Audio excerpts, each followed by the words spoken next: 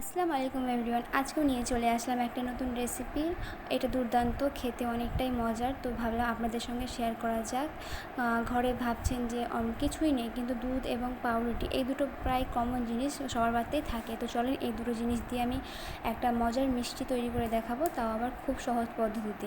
তো আমি এখানে দুটো পাউরুটি নিয়ে নিয়েছি, দেখতেই পাচ্ছেন। তো ওটাতে আমি হালকা একটু একটু করে উষ্ণ গরম দুধ দিয়ে দিয়েছি। তারপর ভালোভাবে এটাকে মেখে নিয়েছি, মানে একটা ডো তৈরি করেছি, যেটা আটার ডো তৈরি হয় সেরকম একটা পাউরুটির ডো আমি তৈরি করে নিয়েছি। তারপর এখানে হাত দিয়ে ভালোভাবে আমি এটাকে মেখে নিয়েছি, দেখতেই পাচ্ছ। মাখা আমার প্রায় কমপ্লিট। তো চলো এবার এটাকে গোল গোল শেপ করা যাক। তোমরা চাইলে লম্বা লম্বাও শেপ করতে পারো, আমি এখানে গোল গোল শেপ করে নিচ্ছি, দেখতেই পাচ্ছ। তো হাতে একটু ঘি নিতে হবে বা সয়াবিন তেল, যাই হোক দুটোর মধ্যে একটা ইউজ করতে হবে, নাহলে হাতে লেগে যাবে। তো আমি এখানে ঘি ইউজ করছি, হাতে দিয়ে দিয়েছি। তো দেখতে পাচ্ছ কত সুন্দর গোল হচ্ছে, হাতে এতটা লাগছেও না। তো আমার এখানে মিষ্টিগুলো বানানো প্রায় কমপ্লিট, দেখতেই পাচ্ছ সব মিষ্টিগুলো আর কীরকম গোল হয়েছে। সাইজ তোমরা তোমাদের অনুযায়ী করতে পারো। যাই হোক, তো চলো এবার মিষ্টি সেরাটা বানিয়ে নেওয়া যাক।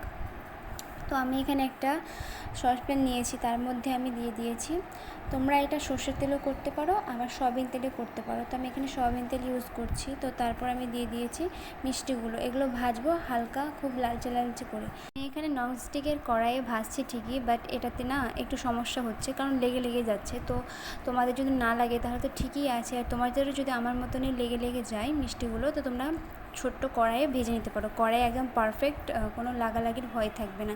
তো দেখতে পাচ্ছ আমার মিষ্টিগুলো লেগে যাচ্ছিলো, তো আমি তাড়াতাড়ি করে একটা কড়াই উঠিয়ে নিয়েছি, যেহেতু মিষ্টিগুলো লাগলে একটু নরম আছে, ভেঙে যেতে পারে। তো যাই হোক, আমার ওদিকে ভাজা প্রায় কমপ্লিট হয়ে গেছে। তো চলো এবার এদিকে সেরাটা করে নেওয়া যাক। তো আমি এখানে পরের মতো জল দিয়ে দিয়েছি এবং দুটো দিয়েছি এলাচ, তারপর দিয়ে দিয়েছি পরিমাণ মতো চিনি। তো যাই হোক, ততক্ষণে সেরাটা হতে থাকুক। এদিকে আমার মিষ্টি প্রায় ভাজা কমপ্লিট। তো চলো এটাকে উঠিয়ে নেওয়া যাক। দেখতেও পাচ্ছ এদিকে সেরাটাও প্রায় হয়ে এসেছে। তো আমি মিষ্টিগুলো দেখতেই পাচ্ছ উঠিয়ে নিয়েছি। অনেক ভালো, মিষ্টিগুলো এবার সেরাতে দিয়ে যাক। তো দেখতেই পাচ্ছ সেরাটা প্রায় হয়ে এসেছে। তো আমি এখানে মিষ্টিগুলো ঢেলে দিয়েছি।